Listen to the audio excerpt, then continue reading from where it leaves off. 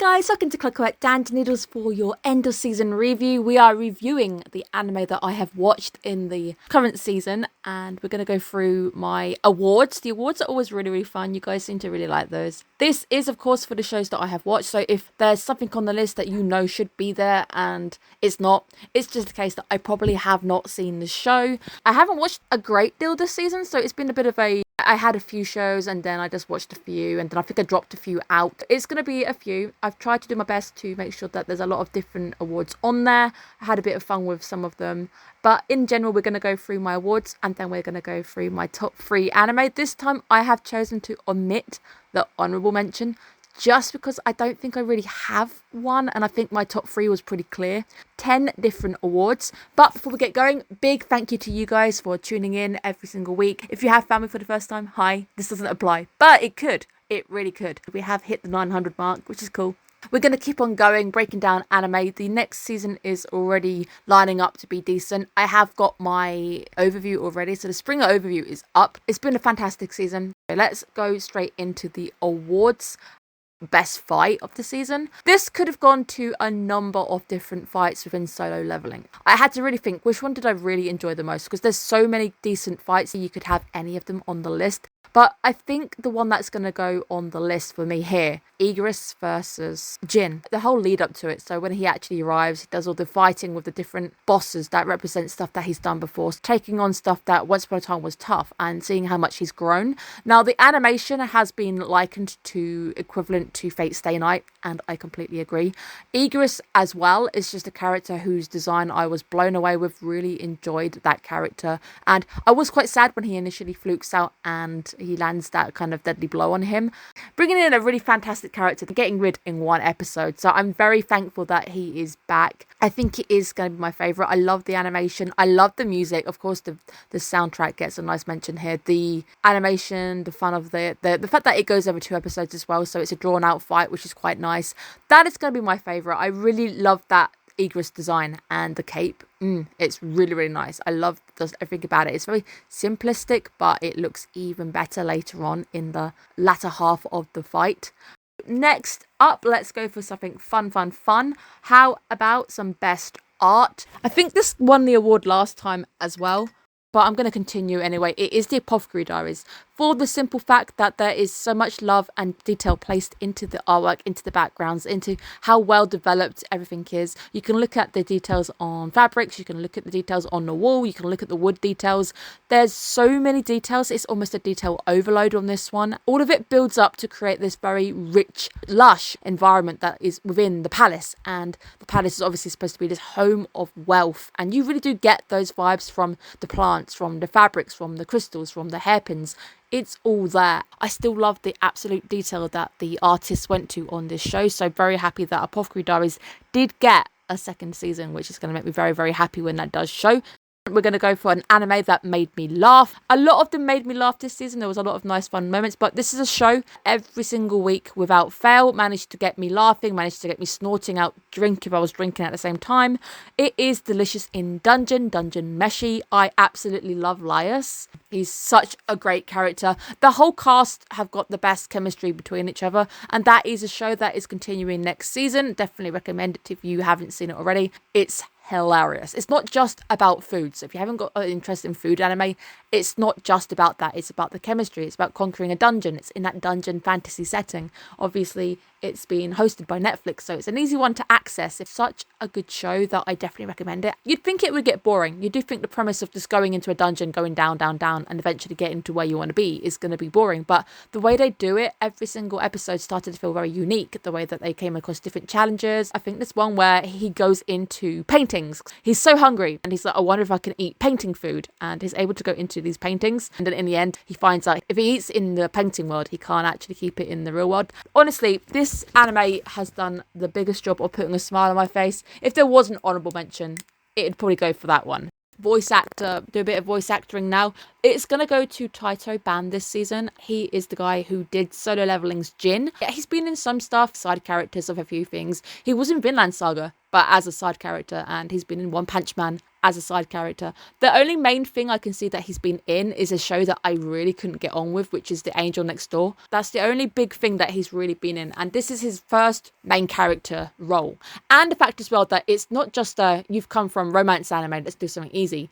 The role of Jin in Solo Leveling, I think, is such a dynamic character where you start completely different to where you end up, that you need to have a lot of range. And there's points where he's desperate, he's crying, he's screaming. The character, I'm told, he was coughing up blood during the recordings because of how much of himself he put into that role. I do think being able to go that diverse, and there's a lot of diversity within Jin as a character, being a bit snarky, being at times cold, which is nice. He's such a complex character that he goes through all the emotions, and to be able to bring that off with a voice actor who hasn't had the biggest repertoire in the world, I think is absolutely hats off to him.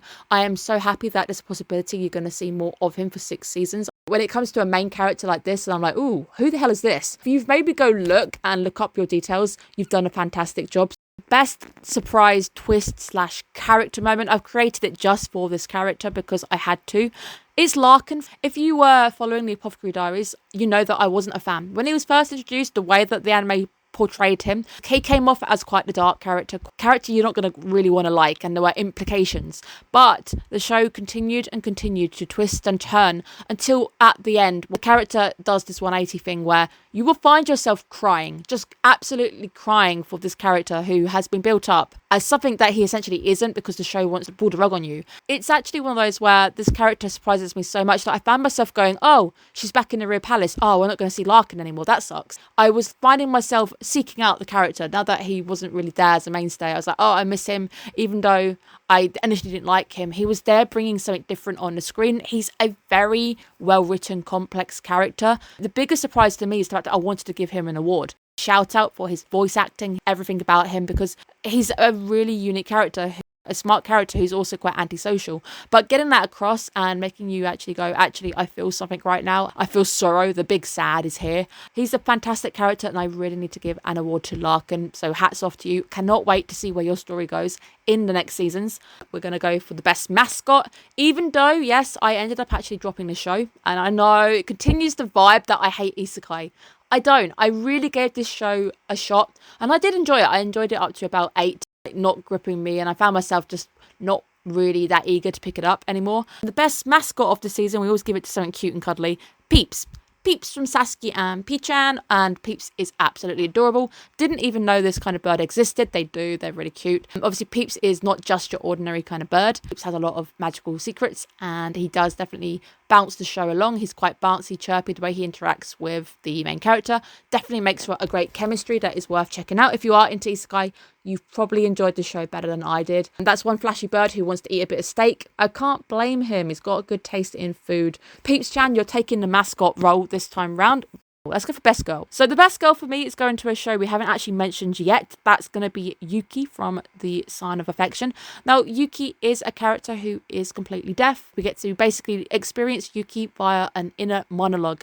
Now, I do think we have done a fantastic job of exploring what it is like to come with those challenges. And now, I think Yuki as a character is fantastic. She's very open as well. I love how honest she is. She's done a fantastic job of navigating through her college years, and she's done a great job of staying positive. And I can imagine it would be very difficult for people who do have those challenges to stay positive throughout lives. And I think as a character, she's very well written. She experienced love for the first time. There's also this realness with her. There's times where she does get upset or she does get angry, and I love the fact that as a character, she's very well explored. So she's definitely going to go to Yuki on this one. I didn't actually think I would give it to her. It was tossing between her and Mao Mao. I love Mao Mao, but I think the portrayal of Yuki really hit hard, listening to how different things impact her and little things that I couldn't even consider actually affected her. And I didn't even know that the schools where they have these people who can't hear, they have little traffic light systems just to go, you can go here, you can go across the hallway, just to get them used to the idea of staying safe, which I think is fascinating. So it's a show that will open up your eyes to the world that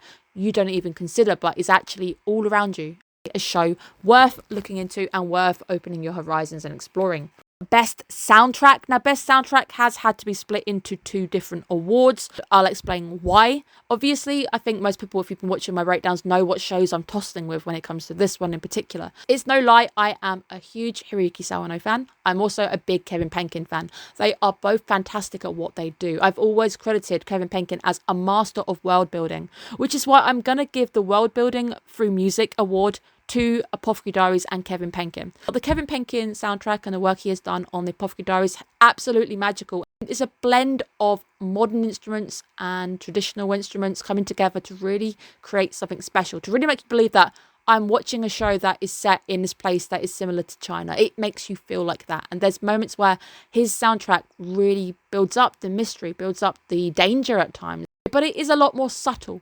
It's a bit more subtle than what I'm about to compare it to. It's just because a song is really loud and in your face, it doesn't mean it's any better than a song that's quiet and complex. A lot of the soundtrack for Apothecary Diaries is very complex, and there's a lot of very nice moments. If you do want to see me go into the soundtrack, I think in most of my reviews, there's always a moment where I will talk about some kind of sound or what's going on in the background. Most of it has blurred into one now that I've watched 24 episodes, so I can't really recall too many of the tracks, but I will say I know it's a good soundtrack. I know definitely enjoying the sound, and there's moments, especially with her dancing on the top, and there's moments where big, important, powerful scenes come along. I think one of the powerful ones was where the courtesan who leaves the palace to go be with her lover, I think it's episode 4, literally that powerful soundtrack as soon as it kicked in. It was the first time of really experiencing Apothecary Diaries at that level. I got chills, I got goosebumps, the soundtrack was just perfect. So that might be one of my favourite moments where the soundtrack is used to really give you an impact. Now, the second half of the soundtrack award has gone to Best Track in general. It's going to Dark Aria, which is by Hiroyuki Sawano for the solo leveling. It is actually the episode where Jin takes a human life for the first time. Perfection. I do also implore you, go check out the full thing on Hiroyuki Sawano's YouTube, because he's put the whole thing up, and he's obviously got the singer up there too, so you can give some credit to the singer. Such a simple little song that builds and builds and gets so powerful that it's just masterfully done. I mentioned it in the very latest review I did, the end one, where they bring it back just the piano chords going down in that 5-note descending pattern. Kind of been learning the lyrics a little bit too because it's in English. It's such a beautiful track that I think it really encompasses solo leveling very well, because it's dark. It's so pretty but dark at the same time. It's powerful but dark. There's that hidden element which I think is very adept for the show in general. I love both. If either of them go touring, I want to see either of them in concert. Hiroyuki Sawano more. Lately, I've had an appreciation for Kevin Penkin. He's a bit more modern, newer composer than I think Sawano is. Sawano's a bit of a household name when it comes to anime. Most people know Kevin Penkin for Made in Abyss. We've got Tower of God coming back in summer, which means I'm going to be talking about Kevin Penkin again in summer. So watch that space if he wins the soundtrack award in summer. 2 awards left. We've got my Hus Bondo and Best Boy.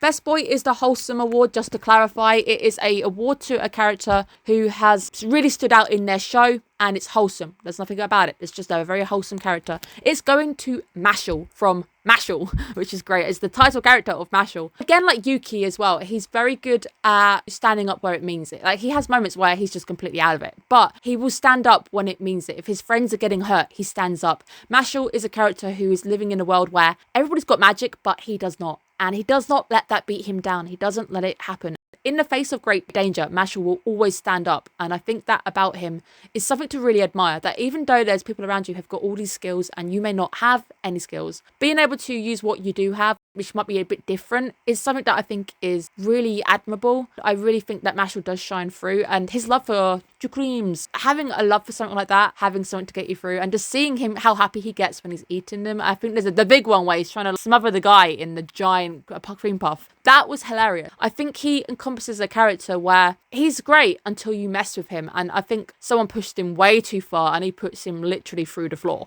Do not mess with the guy who's quiet, taking it chill, because everybody has their limits, and Mashal's might just be a little bit higher where he can put up with more things. But when he snaps, he snaps, and it's generally for a reasonable reason why Mashal has snapped. I've honestly really enjoyed watching him. The voice actor, of course, is fantastic. I love him. He's normally evil, so it's nice to actually see him play a non-evil role as well, which I really enjoy.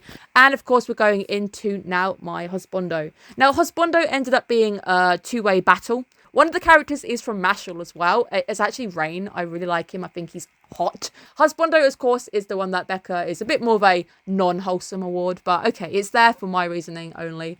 I really struggled with this one. It's between Jinchi and Rain, just because I think Rain is awesome. He's got a bit of a thing that makes him just hotter than his younger brother. I like that older brother.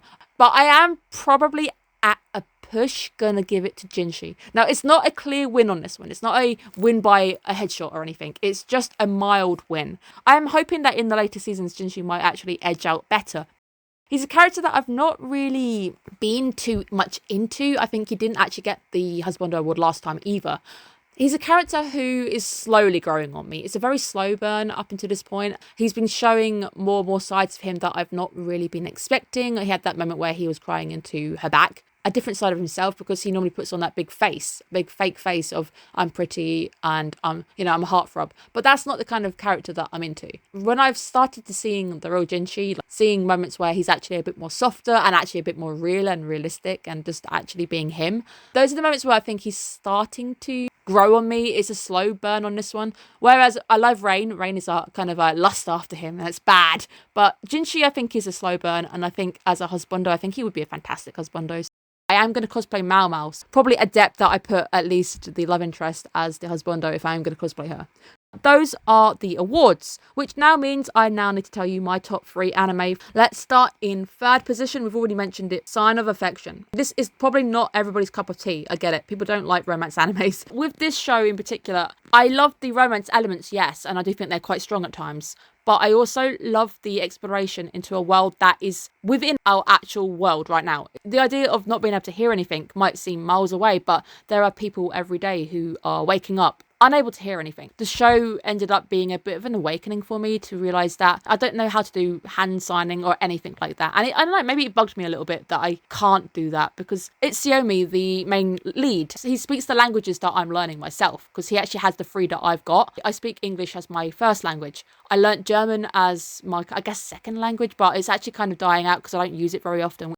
And I'm currently learning Japanese, so he actually has the 3 languages that I do. So I guess I saw a bit of myself within Itsuyomi. The travelling aspect as well is something that I want to do. Every time I get a chance, I just want to go somewhere. I want to go explore. I want to do something new. I want to go see different people. I came back from Gran Canaria a few weeks ago now for my birthday and just absolutely loved it. But I just want to do more. The show itself, I saw a lot of myself in.